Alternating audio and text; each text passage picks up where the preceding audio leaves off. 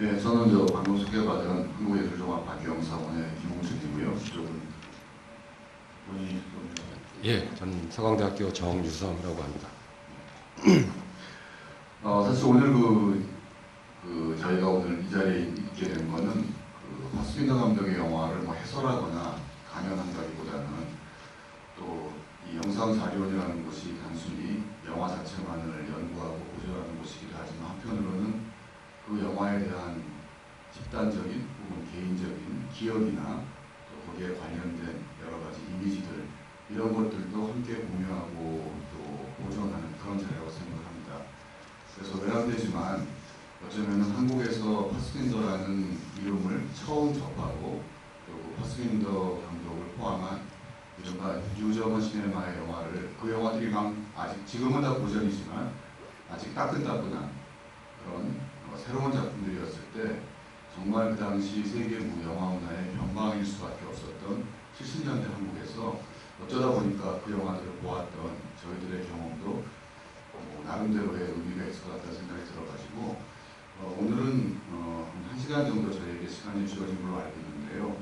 파스빈더 감독에 대한 또 여러분이 잘 모르시거나 궁금하신 분이 있을 테니까 파스빈더 감독의 팬이나 파스빈더 감독에 대해서 정통하신 분들은 조금 지루한 감이 있겠지만 일단 정유성 교수가 파스빈더 감독에 대해서 알고 있는 두세 가지, 서너 가지 것들을 말씀을 하시고 그 후에는 약간 자유롭게 저희들이 두 영화 청년은 아니고 영화 중년을 넘어서 지금 영화 노년으로 향해 가고 있는데 원로 시네필들의 방담을 여러분들이 귀엽게 보시는 그런 자리를 한번 해볼까 합니다.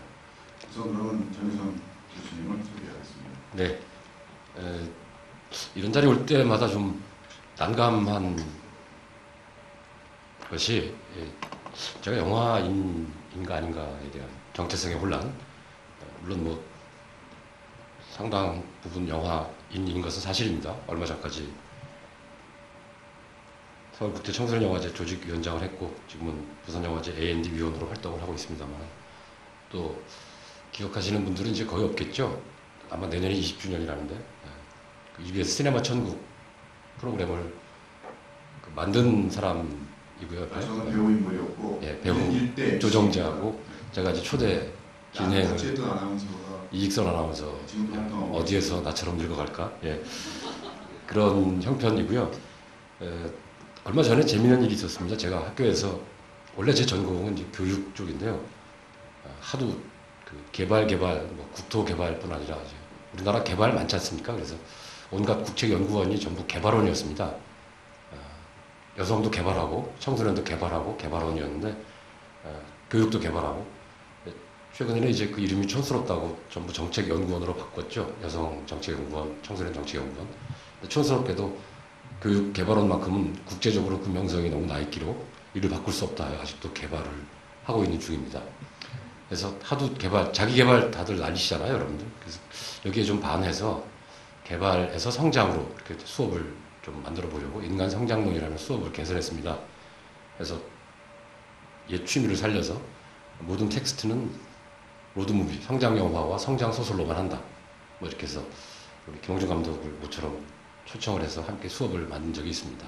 그래서 오늘 사실 여러분들과 나누게 될 얘기는 우리가 성장한 길에서의 독일 영화, 파스빈더, 독일 문화원 이런 얘기가 될 거고요. 파스빈더 감독 그러면 저는 아주 감회가 새롭습니다. 제가 유학을 80년에 갔는데요. 그때가 이제 파스빈더 전성기 및 죽기 직전이었죠. 그래서 바로 이제 마리아 브라운 여러분들 보신 그 마리아 브라운의 결혼 등등 페트라 칸트, 뭐 베로니카 포스 주로 여성들에 관한 영화들을 주로 보고 하다가 릴리 말렌드라는 영화 한번 보신 분들이 있으실 거예요. 오늘 주연 맡았던 한나 슈글라의 가장 대표작이라고 할 수 있겠죠.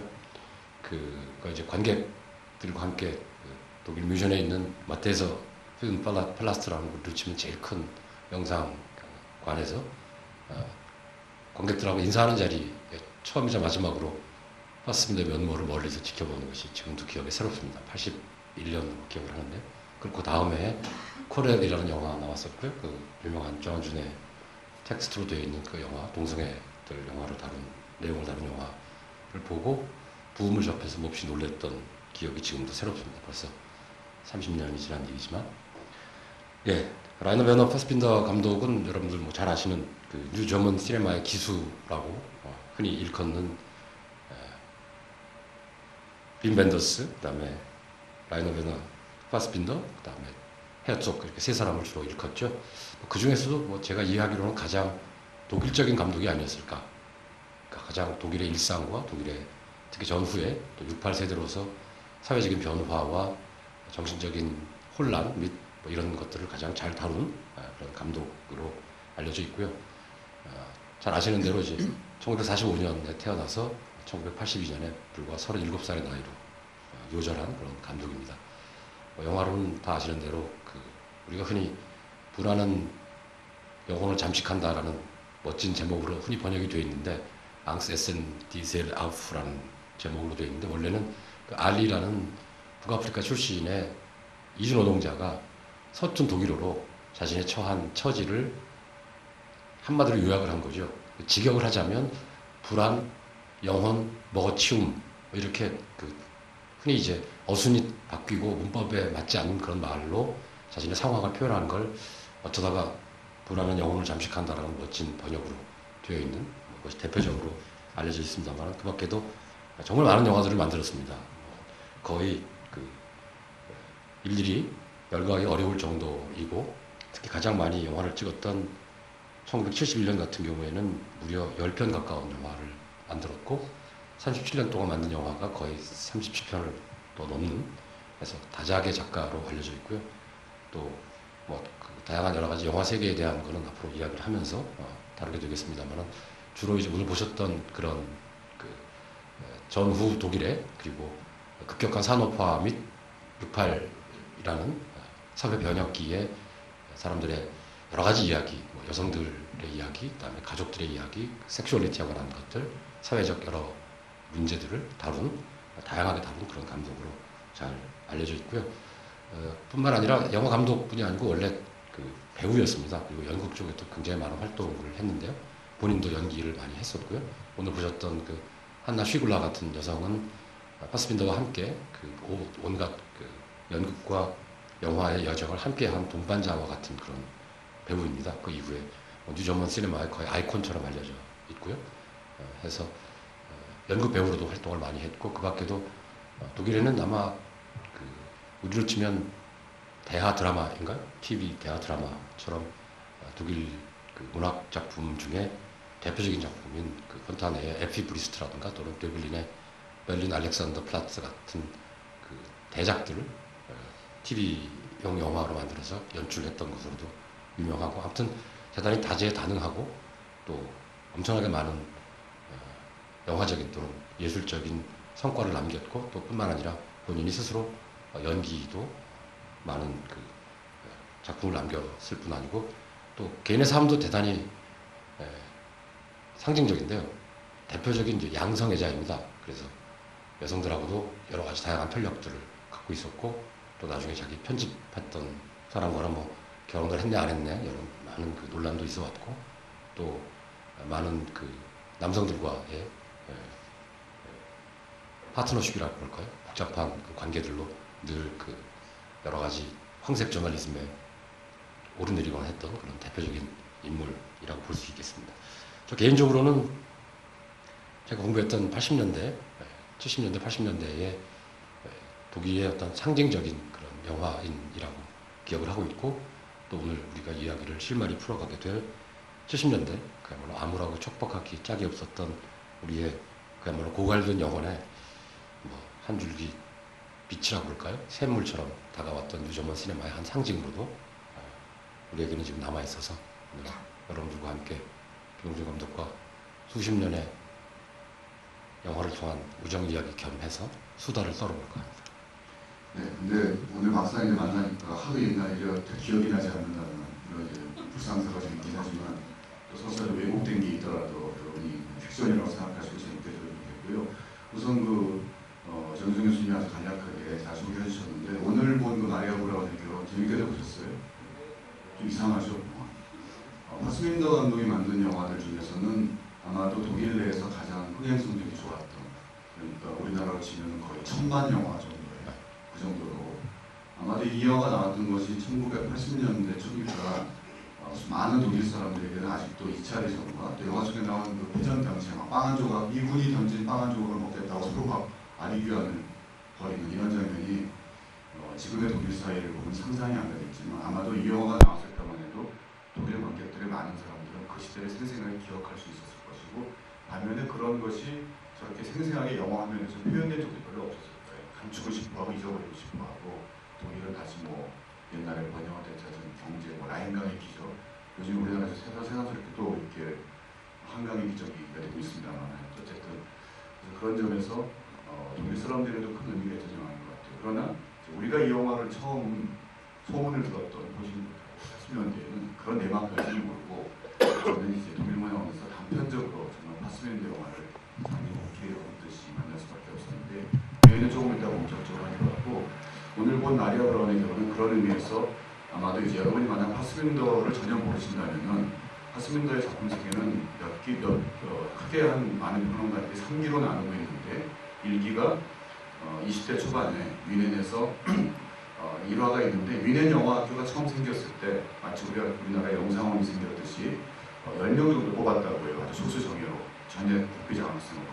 그때 이제 위넨이라는 도시 60년대 말에 한참 막 그런 대안적인 문화들이 마치 미국의 샌프란시스코처럼 뽑히던 한 가게 건너서 극단이고 두 가게 건너서 영화 프로덕션이고 알고 보면 다 백수고 이런 시스템이었는데 거기서 술집에 가면은 뭐 헤어족도 저기 앉아있고 벤더스 저기 앉아있고 페트한 특혜도 갖고 왔다 갔다 하고 그런 분위기였다고. 물론 그 당시엔 다 운명의 백수들이었죠.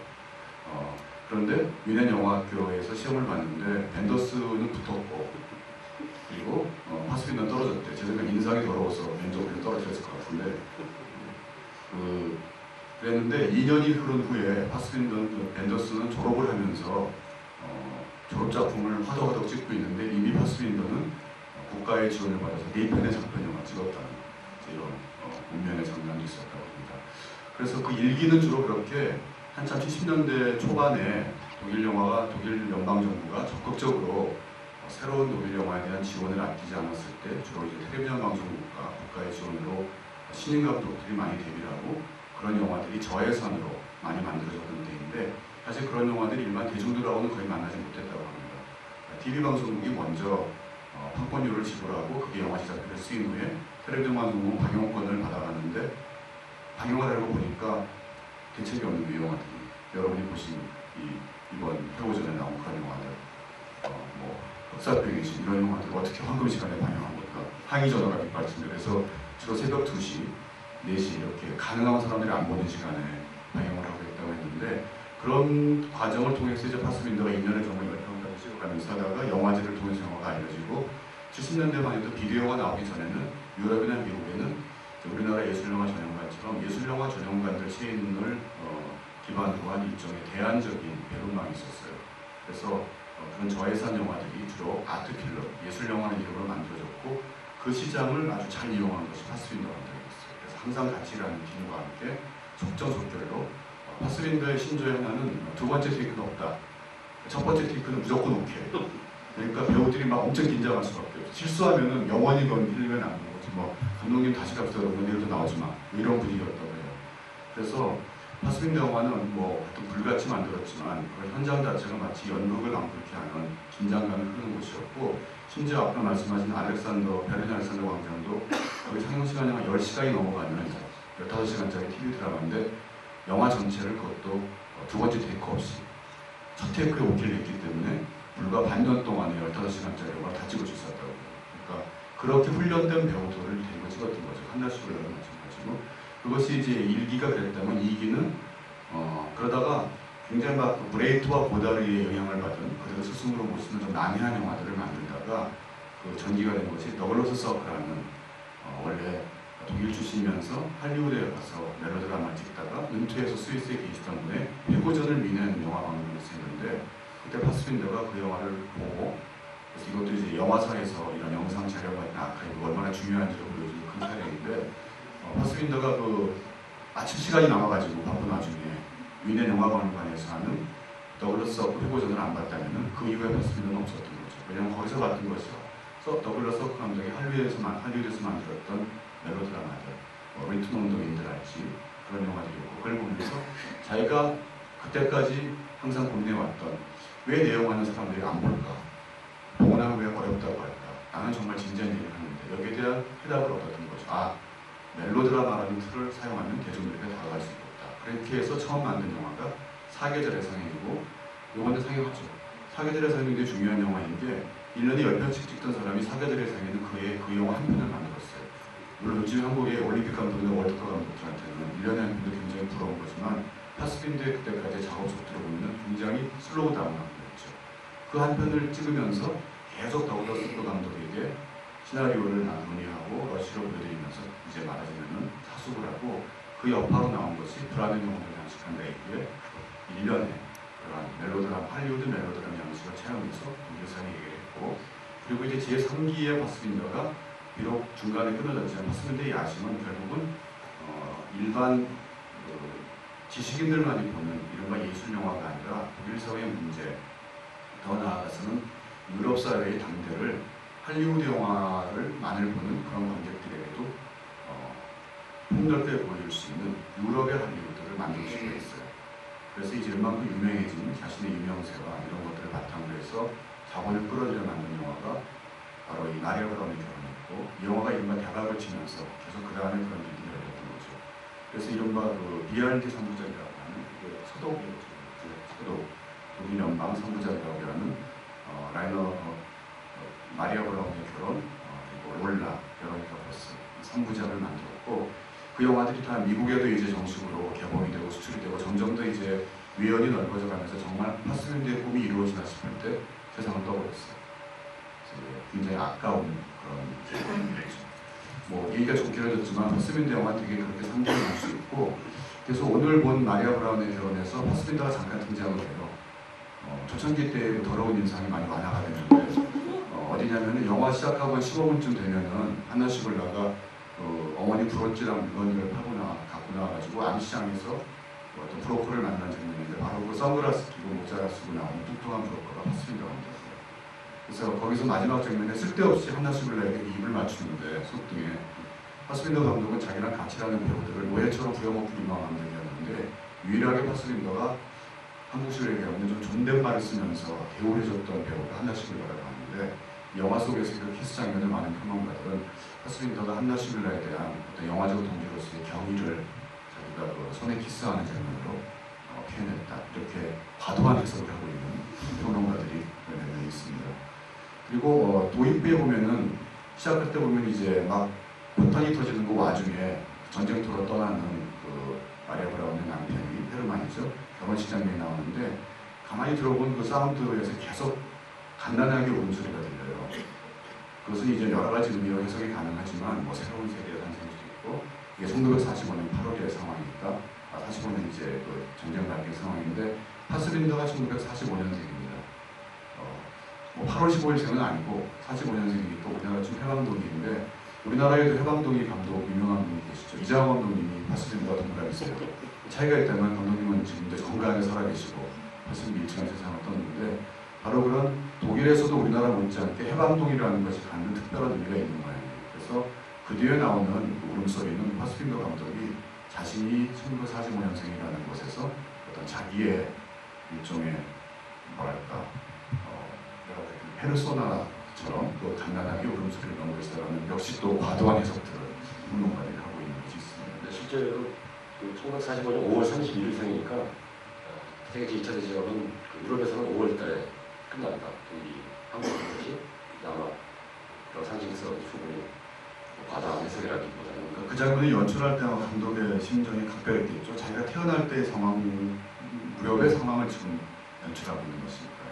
그런 느낌들이 이 영화가 또 독일 사회의 그 전쟁 이후부터 이제 60년대까지의 그 경제 성장기를 다루고 있지만 어떻게 보면 파스빈더의 유년기와 소년기와 청년기까지의 과정이 이 속에 자전적으로 깔려있다고 볼 수 있는 것이죠. 영화에 대한 설명은 저는 또 없습니다.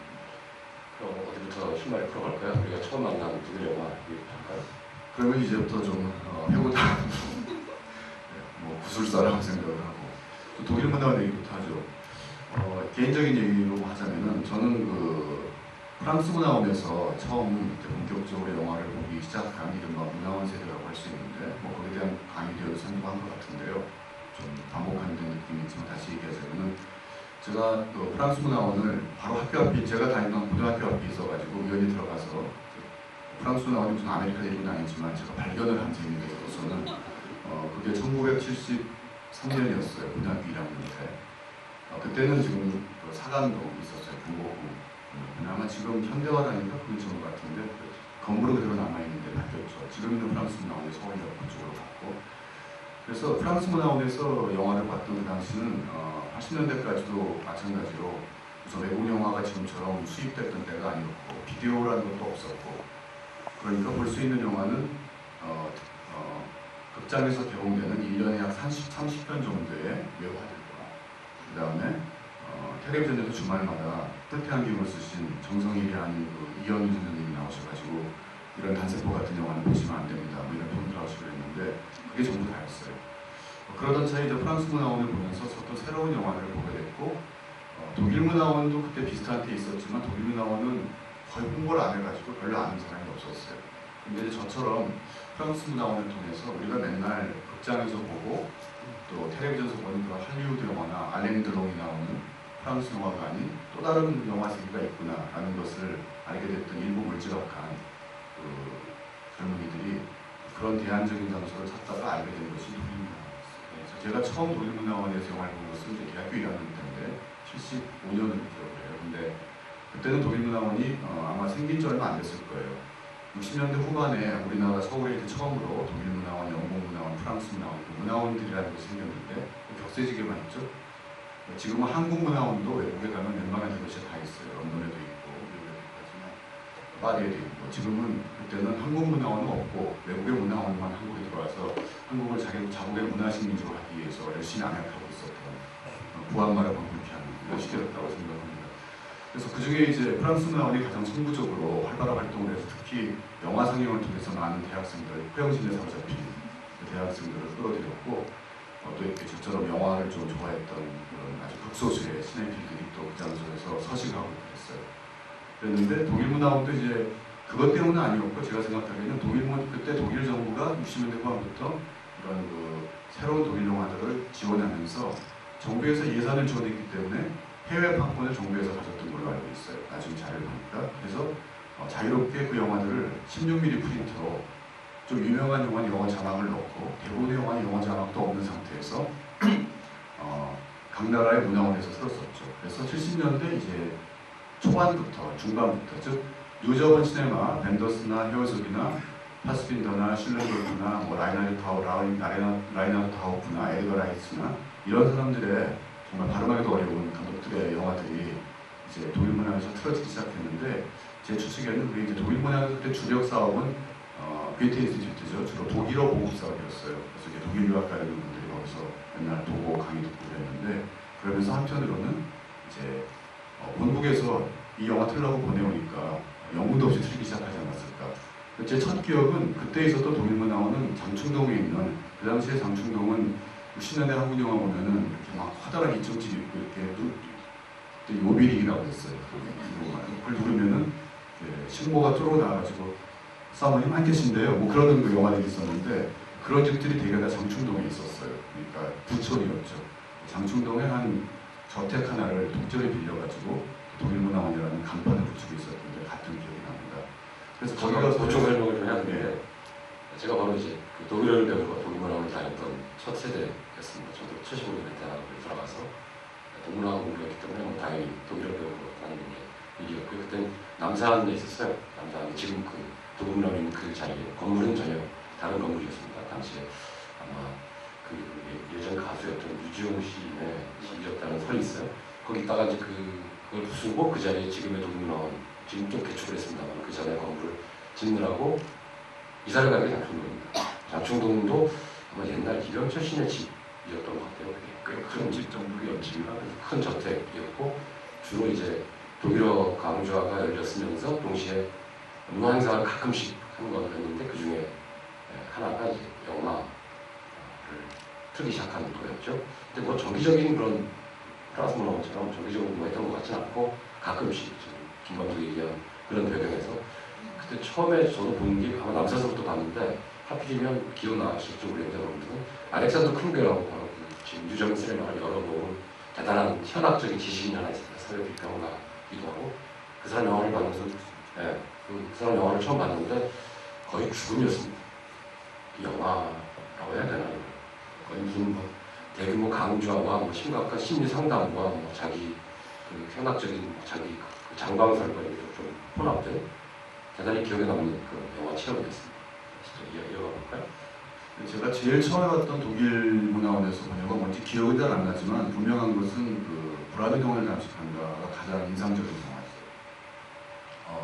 그리고 독일 문화원에서 봤던 영화에 이제 가장 좋았던 경험과 최악의 경험을 한번 얘기해 보자면 아마 가장 인상이 남는 물론 불안정을 잠식한다 영화가 좋았지만 그보다도 그 당시에 저뿐만이 아니라 많은 독일 문화원에서 영화를 봤던 사람들이 아마 지금도 제일 기억하는 영화는 베르디 헤르조그 감독의 아길의 신의 분노라고 생각합니다.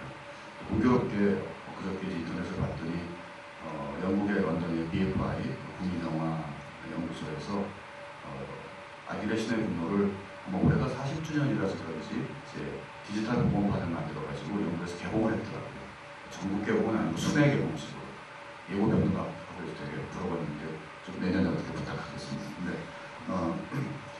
그래서 이제 그런 생각이 드는데 아길에는 굉장히 그 당시에 한국 관객들이 좋아할 만한 영화였던 것 같아요. 저는 이게 그 영화 가지고 있는 비장미, 또 숭고한 아름다움 이런 것에 이야기도 또 이해하기 쉽고 뭐 거의 자막을 안 봐도 클라우스 킨스키 얼굴만 봐도 분위기가 다 짐작이 되는 그런 영화였기 때문에 아마 또 거기 나오는 굉장히 충격적인 이미지들 이런 것들이 좋았던 것 같은데 그래서 아길에는 보고 나서 정말 본 사람들끼리 계속 뭐 토론도 하고 이 감독이 누구냐 뭐 영화에 대해서 알고 싶어 이랬던 데 비해서 그 최악의 경험은 저는 그 뭐였냐면은 그때 아길레나 이제 불안정을 잠식한다 또 벤더스 감독의 도시 알리스 이런 영화를 보니까 독일 영화가 조금씩 좋아지더라고요. 그래서 프랑스 영화는 또 다른 그런 투박한 듯하면서 깊이 있는 듯하고 보고 나면 뭔가 이렇게 배우고 나오는 것 같은 그런 기분이 더 좋아했는데 원모로가 한 번은 갔는데 그때 파스빈더의 브레멘의 자유라는 영화를 한 번 봤어요. 그 영화는 원래 파스빈더가 연극으로 무대에 올렸던 거를 그냥 연극을 무대에서 하고 카메라를 찍은 거예요. 영화라기보다는. 그러니까 2시간 정도 되는 영화인데 내내 아무것도 없는 무대에 실험적인 무대니까 배우들이 나와서 말만 하는 거예요. 계속 동작도 없이. 문제는 제가 독일어를 모르는데 영화 자막이 없어요. 그래서 한 그때는 제대로 된 사실이 아니라 그냥 집에 방을 16mm 영상기를 그냥 놓고 해서 뒤에는 착 하고 영상이 돌아가는 거 정겨운 소리가 들리고 앞에 조그맣게 보여주는 거였는데 의자도 이런 의자가 아니라 일반 쇠로 된 중국집 의자 이런 거 대놓고 했는데 한 50명 정도가 들어갈 수 있는 방이었는데 그날따라 한 10명 좀 왔던 것 같아요. 정말 이들은 과연 왜 여기 와 있을까 궁금한 이런 분들이 나야 뭐 이유가 있을 것 같다고 생각하지만 아마 그들은 또 나를 그렇게 봤겠죠. 쟤는 대학생 같은 여기 왜 왔을까 그 생각을 했었는데 그 10명 중에 이제 한 10분 지나니까 나가기 시작하는 거예요. 한 명씩. 그래서 계속 나가서 근데 저는 한 반쯤 보니까 오기가 생기더라고요. 뭐 아무것도 알 수가 없는데 뭐 끝까지 어떻게 되나 보자. 그리고 봤더니 끝까지 결국은 저는 달라진 게 없이 영화는 그렇게 끝났어요. 불이 딱 켜졌는데 저 빼고 딱 한 명이 남아있더라고요. 그분은 나중에 알게 됐는데 어쨌든 나중에 충무로 해서 영화를 하시게 되는 거였어요. 그래서 이게 제가 봤던 최악의 영화지만 파스빈더 감독이라는 이름은 이런저런 이유에 뒤칠 수가 없었고 그 당시에 독일 문화원에서 벤더스 영화, 헤어져온 영화, 또 파스빈더 감독의 영화를 봤던 사람들 중에 지금은 이름을 대면 알만한 영화계에서 활동하는 사람들이 많이 있었고 그리고 기억나는 거는 82년에 아마 파스빈더 감독이 돌아가셨을 때가 6월로 알고 있는데 정확한 혹시 날짜가 안 나와 있나요? 돌아가신 날짜가 그때는 이제 한창 저는 대학을 졸업하고 친구들과 8mm 영화를 찍고 있고 그때 6월 며칠이죠? 6월 1일이었고요. 82년이니까 이제 31주기가 며칠 지난 지 얼마 안 됐네요. 근데 그때 외신에 워낙 유명한 사람이기 때문에 외신에도 막 나왔었어요. 독일의 파스빈더 감독이 죽었다. 우리나라 신문에는 아마 당시는 나왔던 것 같은데 뭐 일면식도 없었으면서 괜히 울적해져가지고 저희끼리 만나가지고 파스빈더 감독을 애도한다는 핑계로 술을 마시고 한참 마시다가 근데 우리가 왜 이래야 되지? 그런 생각을 하게 됐던 그런 생각이 지금 기억이 납니다. 예, 그때는 저는 독일 유학길을 떠나서 뮌헨에서 직접 파스밴드를 애도하고 있었고요. 또 분위기가 어땠는지 좀 현지 분위기를 갑자기 무슨 정유성 통신원에게 얘기를 듣는 것 같아요. 저도 뭐 사실은 영화를 공부하고 싶어서 국립영화학교 근처를 어스렁 가던 때였습니다. 불행히도 그 국적자가 아니면 입학이 불어되는 왜냐하면 그 소수 정예만 선발을 해서 졸업할 때 장편 영화를 전국 국가 지원, 그것도 재밌게도 내무성 지원이냐, 우리로 치면 이제 행정안전부, 안전행정부, 안전 뭐 그런 데서 지원해서 그걸 만드니까 국적자가 아니면 입학이 불어되는 그래서 청강 같은 걸 하면서 특히 아카이브에서 많은 영화를 보던 그런 때였고 몹시도 안타까워했죠. 왜냐하면 그 파스빈더의 영화 세계가 이제 막 개화하려던 그런 찰나에 37이면 아주 젊은 나이 아니겠습니까? 그래서 무척 안타까워했고 특히 또 홍색 저널리즘에서는 뭐 되게 복잡한 사생활을 언급하면서 뭐 말했고 또 뭐 사인이 잘 아시다시피 대단히 복합적인 마약, 알코올 등등 연관된 그런 거에서 굉장히 많은 논란을 일으켰었고 아무튼 영화 쪽에서는 무척 안타까운 그런 때였습니다. 다시 시간을 조금 돌려서 그러다가 77년인가요? 77년이죠. 77년에 독일문화원에서 이제 대박을 하나 터뜨리는데 유정년 시네마를 중심으로 한 영화제, 뭐 작은 영화 상영 기회를 얻는데 그때 소장 감독이었던 별로 국제적으로 유명하지도 않았던 빈 벤더스가 한국에 오게 됩니다. 봉준호 감독의 말을 들으면 당시에 우리가 하도 열악한 상황에서 대체로 일본에서 끼워 팔기를 하는 거예요. 그 일본에 뭐 큰 행사가 있으면 유명한 팝스타도 마찬가지고 클래식 공연 그런 팀들도 일본에 온 김에 잠깐 들려가는 이런 케이스로 빈 벤더스가 한국에 오게 되고 빈 벤더스가 한국에 오는 것을 기회로 10편인가 상영을 한꺼번에 했었죠. 네. 그 당시 또 제가 잘 기억이 나는데 그때 프랑스 문화원에서 멀지 않은 출판문화회관에 강당을 빌려가지고 영화 상영을 했는데 아마 그 유저관 시네마 특별 행사였을 거야. 그 당시 우리나라에 국제영화제도 없던 때라서 아마 그런 종류의 행사로서는 거의 처음이나 다름이 없었는데 벤더스 선호편, 파스빈더 선호편. 그래서 독일문화원에서 주최를 했고 독일문화원에서 가장 반응이 좋았던 영화 베르네가 족 감독의 아기의 액션의 분노 16미로 들었어요. 그리고 빈 벤더스 감독 영화 이전에 파스빈더 감독의 불안행을 연출합니다. 벤더스 감독은 그때 조금 더 자세하게 얘기하자면은 독일에서 쭉 영화를 찍으면서 나름대로 이제 젊은 감독으로서 명성을 쌓아가고 있었는데 벤더스가 맘먹고 찍은 아메리카 친구라는 미국 친구라는 영화가 그의 칸 영화제에서 상은 못했지만 굉장히 좋은 평가를 받았어요. 그래서 나중에 이제 알게 됐지만 프란시스 포드 코폴라 감독이 한번 미국에 건너가서 함께 프로젝트 해보자는 제안을 받고 이제 파스빈더 벤더스 감독은 거의 그래 이제 독일을 벗어나서 한번 할리우드에 진출해보자라는 청혼의 뜻을 품고 벤더스 감독이 46년생이니까 그때 불과 나이 31살 애죠 애 거의. 그랬는데 미국 친구는 나름대로 꽤 흥행성 있는 영화로 그때는 평가가 돼서 일본에서 개봉을 했어요. 요즘에 우리나라에서 외국의 예술 영화들이 개봉되는 정도의 상황이 70년대 일본 상황이었다고 생각하시면 돼요. 그래서 일본에서 개봉을 하게 돼가지고 일본의 수입사와 도쿄에 있는 독일문화원이 경비를 공동부담해서 벤더스 감독을 초청을 하니까 원래 또 로드무비 전문 감독이니까 오라는 데로 다 가거든요. 특히 먼 데일수록 좋아해서 이제 일본에 오는 김에 한국에 있는 독일문화원에서도 벤더스 감독을 초청을 했고 그래서 그게 성사가 되니까 아예 그 행사를 벌이고 판이 커진 거죠. 그 벤더스 감독의 페더티킥을 맞이하는 고기파이브란 도시의 미스, 그리고 잘못된 80의 배경, 그리고 잘못된 움직임, 그리고 마지막으로 최신작이었던 따끈따끈한 네 편의 영화를 연속으로 했고 그 네 번 다 빈 벤더스 감독이 지휘를 했어요. 자, 그때 이제 김 감독을 처음 만나게 되는데요. 대학교 거기서 이제 저희 둘이 처음 만나서 오늘날 이 자리에 우리 인연이 시작이 됐는데 대학교 3학년이었는데 그래서 휴학해서 2학년이었어요. 그때 제가 독일문화원에서 독일어를 배우면서 꽤 열심히 했고 잘했어요.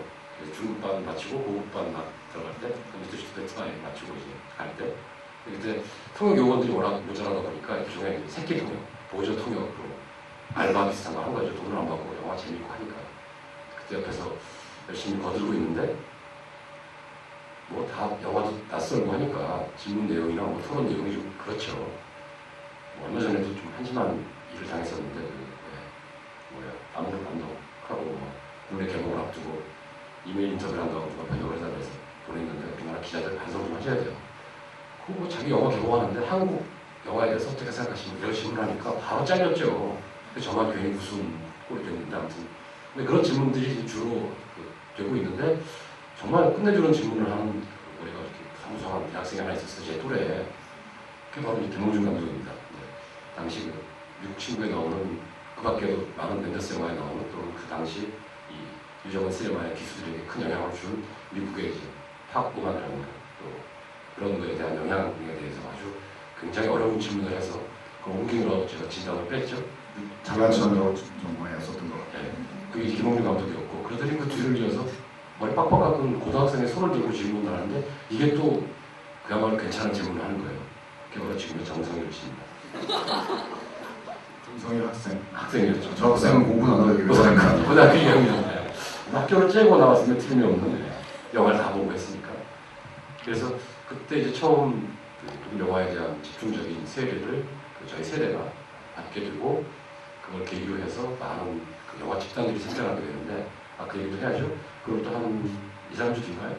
한 달쯤 뒤에 충무로의 여관방에서 다시 김 감독을 중고하게 되는데 그 영화 다음 얘기부터 해보십시오. 한번 여기서 한 얘기인데 그냥 재미삼아 할 테니까 옛날 얘기라고 하고 들으세요. 사람이 만나는 게 참 방법이 여러 가지가 있죠. 그러니까 저희 둘은 빈 벤더스 감독 때문에 만나게 된 사람이에요.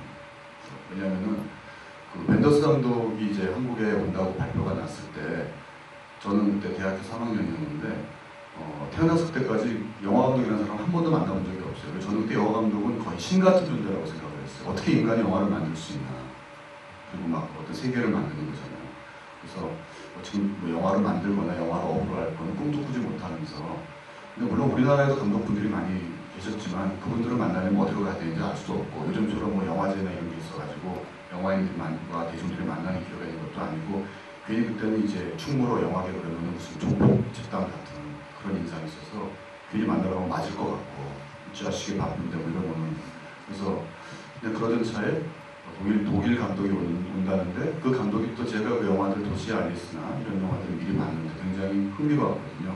그래서 그 감독을 만나서 인터뷰를 해보고 싶다는 굉장히 깜찍한 생각을 하게 됐어요. 그래서 간단히 말하면 제가 만날 핑계가 없잖아요. 그래서 독일문학원에 가서 제 친구가 그때 제가 다니던 서울대학교의 학부 편집장이었는데 허락을 받았어요. 내가 독일문학원에 가서 기자를 사칭할 테니까 혹시 확인이 오면은 좀 그렇다고 얘기해달라. 모든 책임을 내가 지겠다. 법적인 부분. 그러라고. 그리고 이제 인터뷰를 해올 테니까 기사를 좀 대학신문에 실어주면 좋겠다. 그랬더니 아니 해보라고 그러더라고요. 그래서 독일문학원에 찾아갔어요. 찾아가면서도 그 정도 되는 세계적인 감독이 온다는데 많은 그 언론의 인터뷰 요청이 빗발칠 텐데 나까지 차려가 볼까. 이제 남산에 그때 남산에 있었는데 찾아가서 담당한 아마 그때도 매번 선생님이죠. 근데 어쨌든 담당하신 분한테 가가지고 그 서울대 학생 협보사 기자인데 빈벤더스 감독 인터뷰하고 싶으니까 시간 내주십시오 했더니 너무 반색을 하면서 인터뷰 요청이 처음 들어온 것 같습니다. 그리고 마지막이었어요 그게.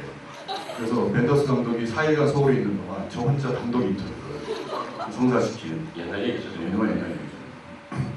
그래가지고 이제 인터뷰를 제가 생전 처음 영어로 했는데 감독은 고사하고 인터뷰를 해본 적이 없기 때문에 무슨 질문을 해야 될지 몰라가지고 그때부터 인터넷 이런 게 있을 때가 아니라 정보서적에 갔더니 마치 무슨 감독과 인터뷰 집지를 문고판 있길래 필리핀에서 나온 이름도 안 적은 거예요. 필름 디렉터 에서 슈퍼스타 그래서 뭐 코폴라 뭐 이런 사람이 있습니다.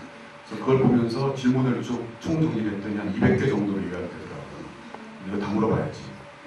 그래서 이제 벤더스 감독을 만나서 하여튼 4시간 정도 인터뷰를 하고 벤더스 감독도 그때 되게 착했던 것 같아요. 생각하니까 그 많은 질문에 짜증 하나도 안 부리고 다 거의 청문회 분위기로 그때 파리는 왜 가셨나요? 같이 했더니 집회할 때 보니까 원래 착해. 그런데 굉장히 열심히 잘 그때는 영어를 잘 못했어요. 저도 영어 떠듬떠듬 벤더스 떠듬거리는 사람끼리는 하는데 소통이 잘 되거든요. 쉬운 말만 쓰기 때문에 근데 나중에 지금 보면 굉장히 잘하죠. 그래서 어쨌든 그 원고를 가졌는데 학교 신문에 갔더니 뭐 정확히 기억은 안 나지만 서울대 학생들이 영화 이런 걸 별로 관심이 없어서 기사거리가 안 될 것 같다. 그리고 무슨 가로 열고 쌍스럽게 어떻게 대학 stud는 영화에 대한 기사를 실으냐고 거의 그런 분위기여서 분량도 많고 해서 이거 써기가 아깝더라고요. 거기 보면 막 주옥 같은 얘기들이 막 있는데 그래서 생각을 해 그때 이장호 감독님께서 그 전해인 76년에 6년 초에 이른바 대마초 파동으로 참 지금 같으면 상상할 수 없는 일이지만 주민 필수도 마찬가지고 하루아침에 모든 활동이 금지가 된 거예요. 영화 뭐 언제 풀릴지도 모르고 적어도 이제 박정희 대통령이 생존해 있는 동안만 풀리지 않을 건 그때만 해도 한 40년 좀 더 사실 것 같았어요. 그분께서. 그래서 막막한 가운데 이제 하도 뭐 할 일이 없으니까 본인이 영화 잡지를 하나 남기셨어요. 영상시대라는 이른바 무크지였죠. 부정기 가능. 그래서 1호가 나왔었거든요. 거기 보면 이게 굉장히 학종 감독님의 글도 있고 해서 그다음 말하자면 이제 키노 같은 잡지, 원형 같은 굉장히 수준 높은 잡지여서 저기에다가 이 인터뷰를 실으면은 분량이 200장 정도로 한 150장 정도 됐었는데 거기는 실어줄 것 같다. 돈 이런 거는 생각 않고 그래서 이제 연락을 할 방법을 몰라가지고 제가 그 우크지의 뒤를 봤더니 전화번호가 있어요. 뭐 746100 이런 거 그래가지고 전화했거든요. 했더니 받으시더니 무슨 여관입니다 이렇게 나오는 거예요. 그래서 딱 놀래가지고 아니 거기 무슨 저 출판사 아니냐고 했더니 왜 그러니? 그래서 영상을 이장호 감독님 잠깐 기다리세요. 그래서 알고 보니 이장호 감독님께서 충무로에 한 여관이 척거에 계시면서 그 여관이 이제 그 영상시대의 편집실이자 이장호 프로덕션의 진짜 이장호 감독님 사무실을 겸하고 있었던 그래서 기부하시던 분. 그래서 그 충무로 여관을 처음으로 찾아갔죠. 이장호 감독님과 약속하고. 그래서 거기 딱 들어갔더니 감독님은 잠깐 어디 가셨다고 그러고 감독님 일을 도와드리는 그 약간 그 행랑아몬 분위기의 젊은 청년이 있었는데 그분이 나중에 보니까 신숙수 감독님이셨어요. 나중에 이장호 감독님 조감독을 하신. 근데 이장호 감독님 잠깐 외출하시고 근데 웬 옆에 이렇게 약간 예쁘장한 대학생이 하나 또 굉장히 어색하게 요새 꼭 개그 콘서트에 보면 어색한 분 있잖아요. 굉장히 둘이 어색하게 앉아있었는데 그 어색하게 왔던 그 친구가 바로 정유성 교수였어요. 저는 거기 그날 왜 왔었는지 그 이유를 들어보도록 하겠습니다. 저는 그때 독일 문학원에서 일하던 독일어 선생님이기도 하고 영화 전문가는 아니었는데 마침 그 유정을 시네마라고 나중에 이름을 붙이지만 당시에 처음 그 작가주의 영화들을 만들기 시작한 그 일군의 영화인들의 움직임, 근데 알렉산더 크루게부터 파스빈다니, 벤더스 그들이 어떻게 영화를 시작을 했고 지금 어떤 생각을 영화를 만들며 영화를 통한 그 세상에 대한 어떤 소리를 내고 있는가에 대한 글을 이제 영화에 쓰고 그걸 제가 번역을 했어요. 이장호 감독이 부탁을 하셔서 그랬더니 번역을 해서 그걸 들고 원고를 들고 간 그 자리에서 이제 김광국을 처음 만나게 된 겁니다. 그래서 얼마 후에 이장호 감독님 오셔가지고 이제 거기서 뭐 하여튼 인연이 시작이 됐는데 어쨌든 지금 이렇게 뭐 저희들의 개인적인 얘기를 하긴 했지만 굉장히 재미있는 시대였다는 생각은 들어요. 그러니까 이렇게 영화에 대해서 관심을 가지고 있는 사람들이 많지 않았기 때문에 또 그들이 가는 곳이 뻔했기 때문에 결국 다니다 보면 서로 다 알게 되고 그렇게 해서 그렇지만 그 당시에 한국 사회가 그런 것들을 제대로 받아들일 수 있는 분위기가 아니기 때문에 굉장히 스스로가 아웃사이더라는 생각에서 더 어떤 끈끈했던 것들이 있던 것 같아요. 그리고 제가 직접적으로 그 세대는 아니지만 제가 조금 윗세대지만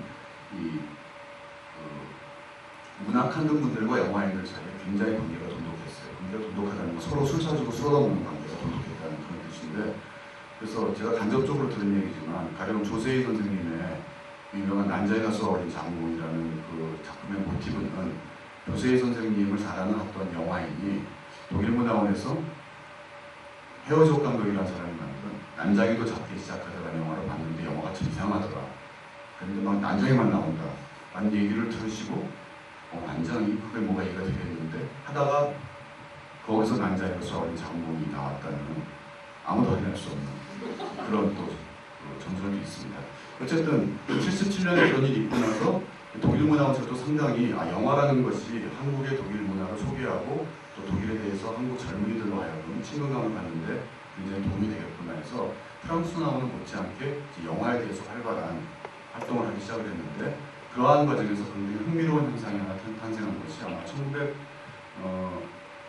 1980년까지 계속 활동을 한 걸로 알고 있는데 그 이전에 프랑스 문화원에서는 70년대 후반에 당시 프랑스 문화원에서 영화 프로그램 담당을 하고 또 영사실에서 그 또 영사까지 담당하셨던 나중에 이제 남부군 또 베를린 리포트, 엽기적인 근육 이런 영화들을 제작하신 박건석 프로듀서님이 그때 프랑스 문화에 계셨어요. 그분이 주도해가지고 펠민 영화 찍는 그런 젊은 아마추어 영화인들, 영화 학생들을 모아서 시네클럽을 만들었어요. 그래서 프랑스 문화원에서 아마 그때 나중에 유진아 평론가분도 활동을 하고 그랬는데 함께 모여서 뭐 프랑스 영화를 보고 토론을 하고 뭐 샹송도 듣고 이런 그 프로그램을 하니까 독일 문화원에서도 그런 비슷한 것을 만들었는데 그게 동서영화연구회라는 이제 동호회가 생겼었어요.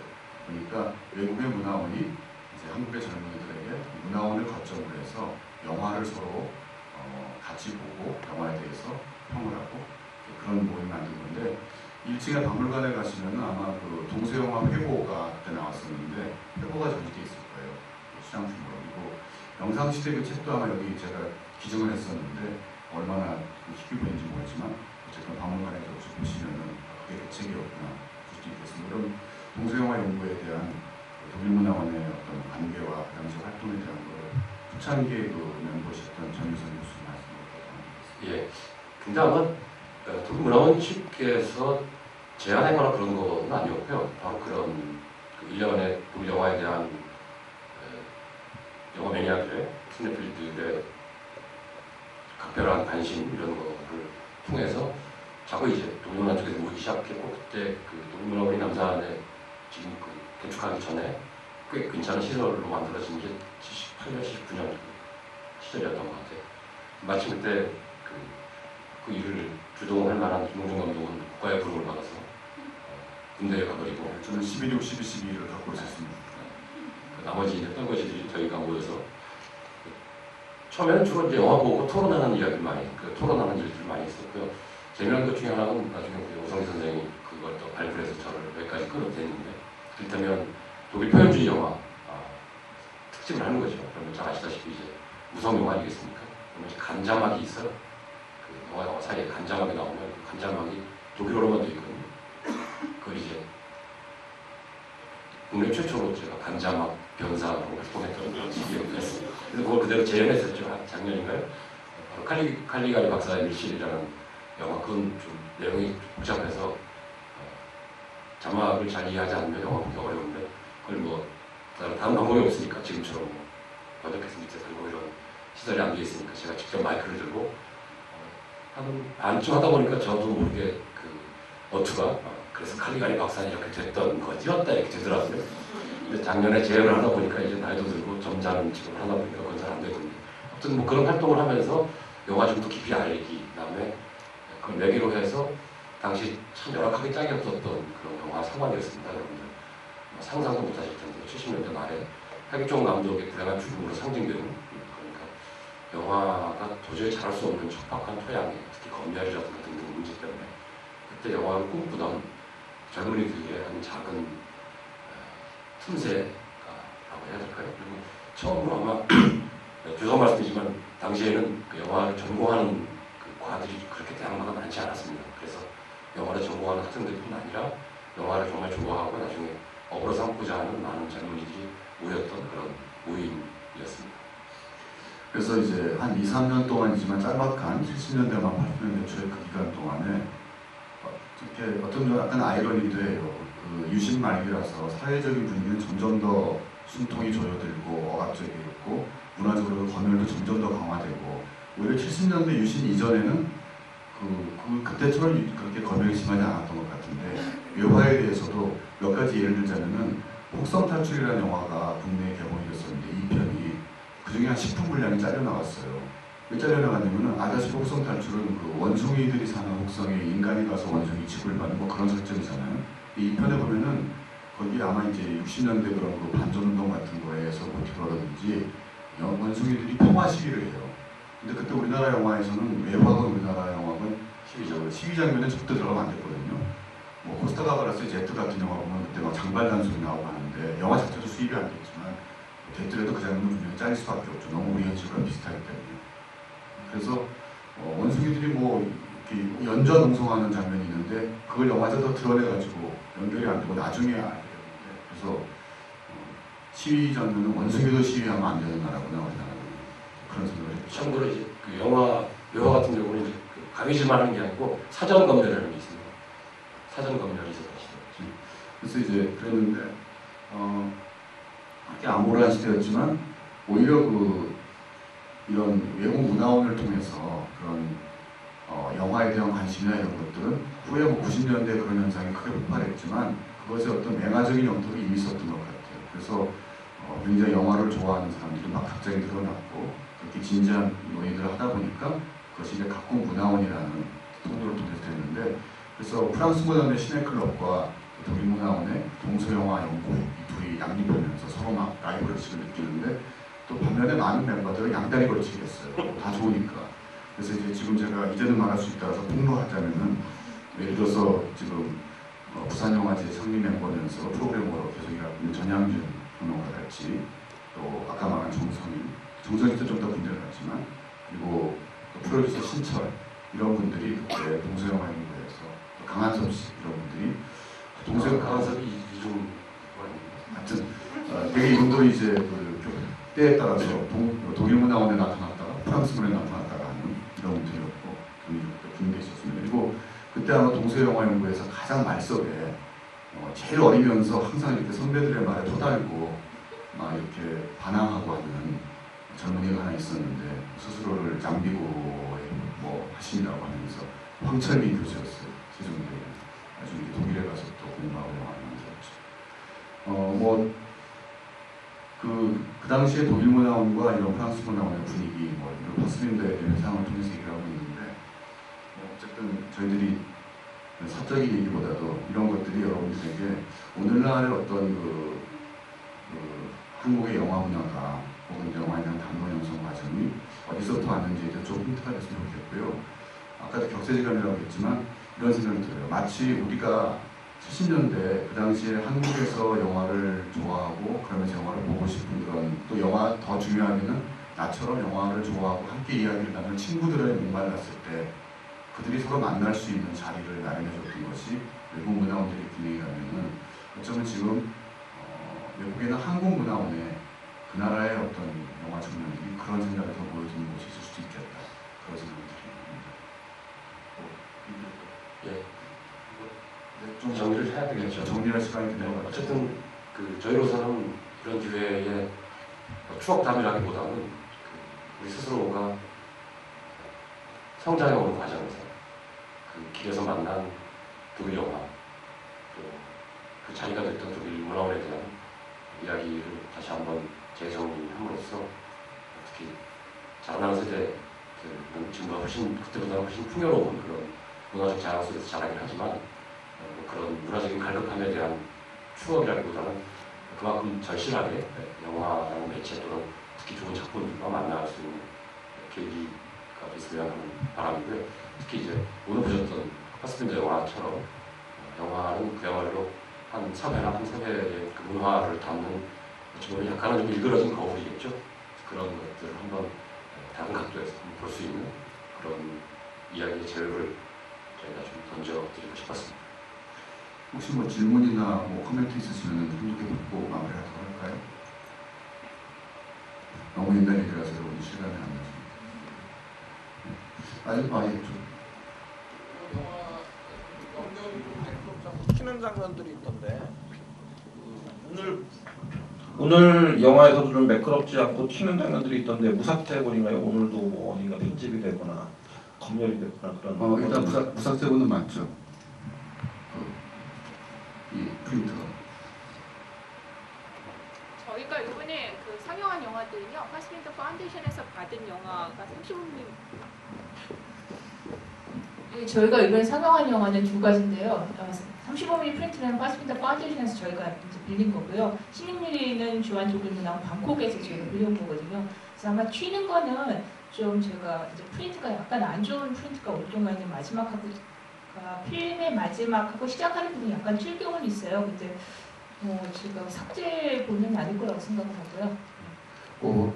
요즘은 워낙 이제 극장에 가서 여러분이 아마 필름 프린터로 상영하는 것을 본 경험이 없는 세대가 대부분이 있는데 조금 지루하실 때 설명을 하자면은 디지털로 된 걸 볼 때는 영화가 편집된 상태 그대로 다 보게 되지만 사실 이제 오늘 여러분이 보신 경우에는 이 해외 필름 아카이브 생활할 때는 엄격한 기준들이 있어요. 그러니까 필름을 손상시키지 않아야 되기 때문에 필름이 약 20분 단위로 이렇게 따로따로 묶여서 오거든요. 일별로.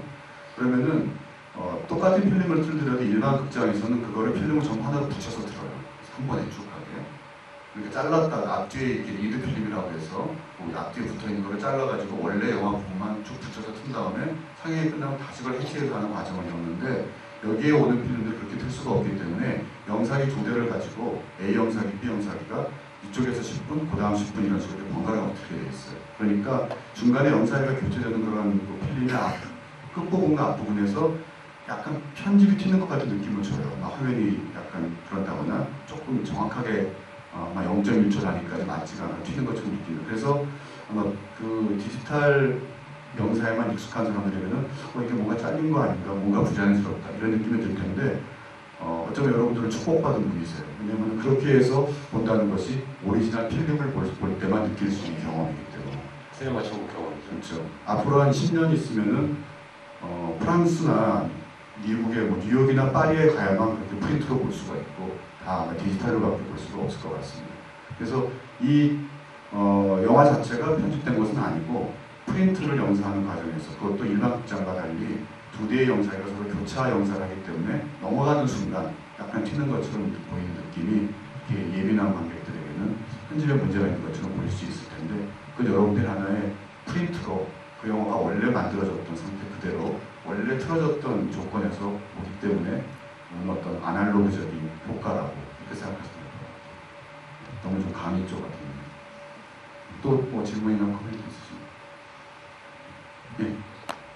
감독의 죽음에 관해서 그 당시에 여러 가지 사생활적인 문제도 있다고 보는데 그 중에서 좀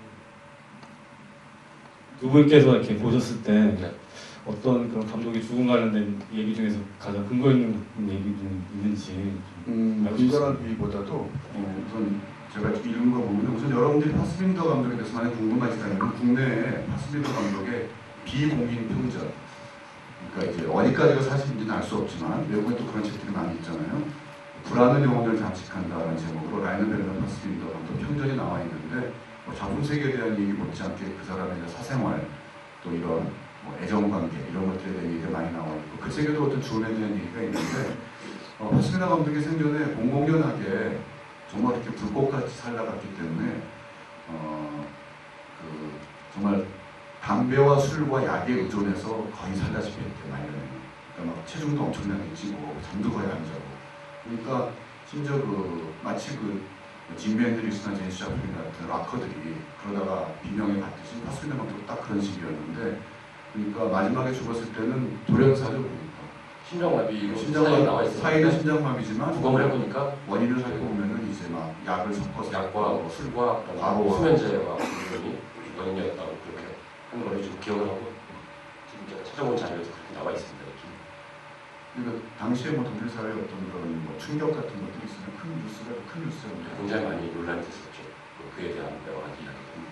또 하나는 파스빈더는 독일 아까 굉장히 가장 독일적인 감독이라서 사실 벤더스, 헤어적, 파스빈더 세 명을 놓고 볼 때 각각 다른 의미에서 굉장히 독일적인 감독들이라는 생각을 할 수가 있어요. 헤어적 감독은 굉장히 신비주의적이고 중세적이고 그러니까 초월적인 이미지를 하는 그런 독일 특유의 전통이 있잖아요. 지그프리드부터 쭉 내려오는 그런 것을 대표한다면은 벤더스 감독은 또 미국의 어떤 대중문화에 경도되어 있는 그러면서도 또 그러한 미국 문화와의 영향력 속에서의 독일인으로서의 정체성을 찾아가는 그것이 나중에 베를린 천사의시 같은 영화가 대표적으로 볼 수 있는데 그런 감독이었다면 가장 어떻게 보면 급진적이고 정치적이었던 감독이 파스빈더 감독인데 좁은 의미의 어떤 그런 정치뿐만이 아니라 다른 외국인 노동자 문제랄지 또 여성들에 대한 것들 한마디로 그 사회에 어떤 소외된 사람들 혹은 좀 약간 잘난 척하면서 말하자면 이른바 서벌턴들에 대한 그런 것들이 파스빈더의 주 관심사였는데 이 사람은 자기의 삶 자체였어요. 그리고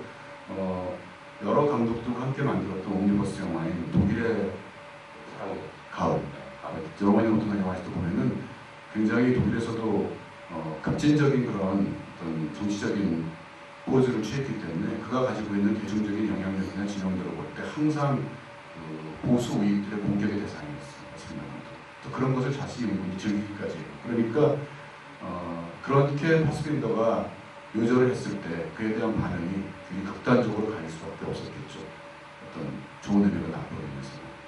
근데 뭐 왜 죽었는지 뭐 어떻게 된지 그런 까짓거리보다는 그의 죽음 자체가 굉장히 상징적이었던 것 같아요.